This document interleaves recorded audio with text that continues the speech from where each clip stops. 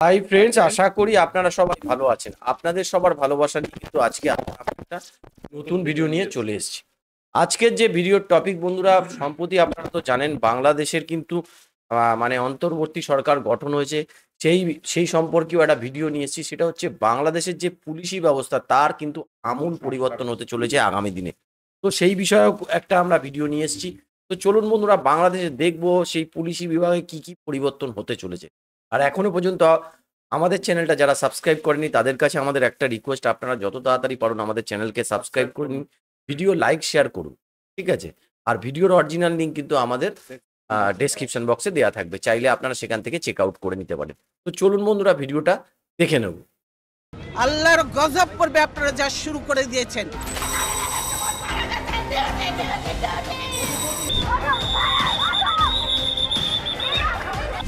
একটি কথা বলতে চাই, আন্দোলন যাবে, আন্দোলন আসবে, বাংলাদেশ ছাত্রলীগ থাকবে।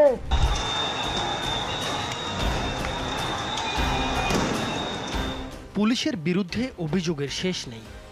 নানা অপকর্মে প্রায় বেপরোয়া হয়ে উঠেছিল পুলিশ বাহিনী। দলীয় ক্যাডার হিসেবেও ব্যবহার করতে দেখা গেছে পুলিশ বাহিনীকে। এখন যেতে পারবো কি পারবো না। এবারের কোটা সংস্কার আন্দোলনে প্রাণ হারিয়েছেন অন্তত ৪২ জন পুলিশ সদস্য, আহত হয়েছেন অনেকে। মনোবল ভেঙে পড়েছে পুলিশ বাহিনীর, পালিয়ে আছেন অনেক কর্মকর্তা। ডাইন হাত পাশে বাড়ি দেয়। তবে এবার আমূল পরিবর্তন হতে চলেছে পুলিশ বাহিনীর। পরিবর্তন হবে পুলিশের ইউনিফর্ম, লোগো, তৈরি হবে স্বাধীন একটি কমিশন। রাজনৈতিকভাবে আর ব্যবহার করা যাবে না পুলিশকে, বন্ধ হবে ঘুষ, দুর্নীতি। বর্তমানে বাংলাদেশে মোট পুলিশ সদস্য আছে 2,13,000 জন। এর মধ্যে গত 15 বছরের আওয়ামী লীগ সরকারের আমলে শুধু কনস্টেবল নিয়োগ হয়েছে 1,05,925 জন। উপপরিদর্শক বা এসআই নিয়োগ হয়েছে 11,500। অর্থাৎ মাঠ পর্যায়ের পুলিশ সদস্যদের অর্ধেকের বেশি নিয়োগ পেয়েছেন শেখ হাসিনা সরকারের 15 বছরে। অভিযোগ রয়েছে নিয়োগপ্রাপ্ত পুলিশ সদস্যদের বড় অংশ রাজনৈতিক বিবেচনায় নিয়োগ পেয়েছেন। এছাড়া অনেকের নিয়োগ হয়েছে স্বজনপ্রীতি ও অর্থ লেনদেনের মাধ্যমে। এক্ষেত্রেও নিয়োগের আগে পুলিশ তদন্তের মাধ্যমে রাজনৈতিক পরিচয় খতিয়ে দেখা হয়েছে।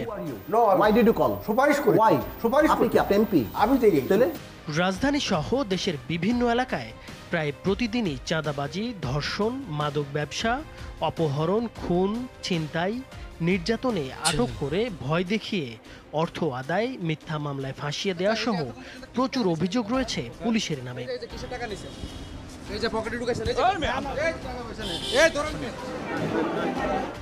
এছাড়া 2014 সালের নির্বাচনের আগে বিরোধী দলের আন্দোলন দমন এবং রাতের ভোট হিসেবে পরিচিতি পাওয়া 2018 সালের জাতীয় নির্বাচনে পুলিশের উল্লেখযোগ্য ভূমিকা ছিল।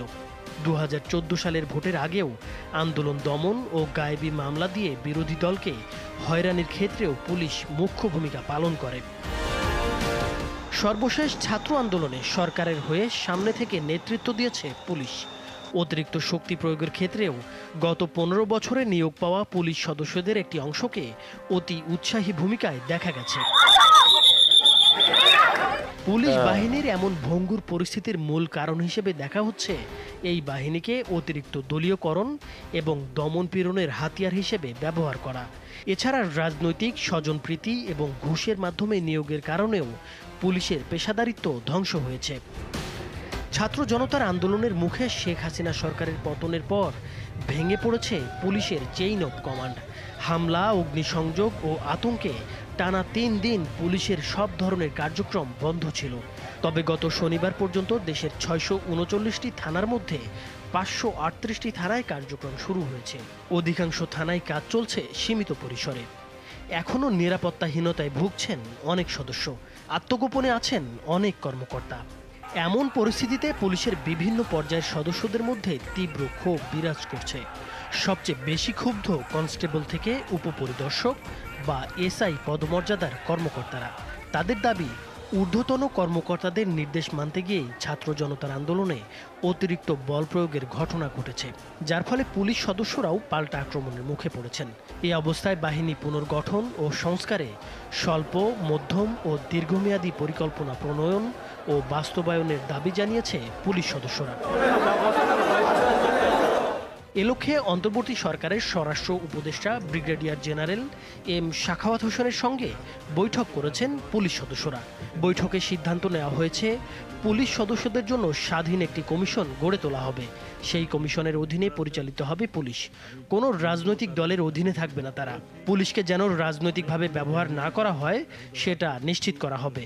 এছাড়া এই পোশাকে পুলিশ আর কাজ করতে চাইছে না, তাই যত দ্রুত সম্ভব পুলিশের ইউনিফর্ম, লোগো সব পরিবর্তন করা হবে।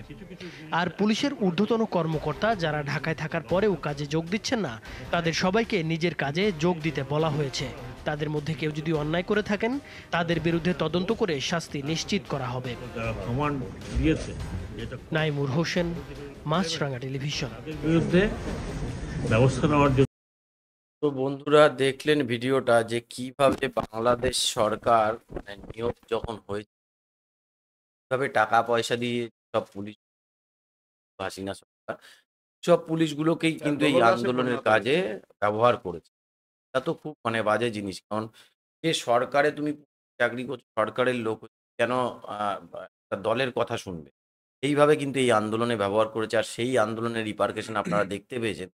তারা সত্যি অন্যায় করে না থাকতো তাহলে কেন এখন গা ঢাকা দিয়ে রয়েছে? এটাই আপনি এটা বলুন, আপনারা এটা বলুন যে আমার একটাই প্রশ্ন, যদি অন্যায় না করে থাকে তারা কেন দিনের পর দিন মানুষের কাছ থেকে ঘুষ অত্যাচার করেছে? তারই কিন্তু ফলশ্রুতি আজকে আমরা বাংলাদেশের ক্ষেত্রে জনরসের ক্ষেত্রে দেখতে পাই।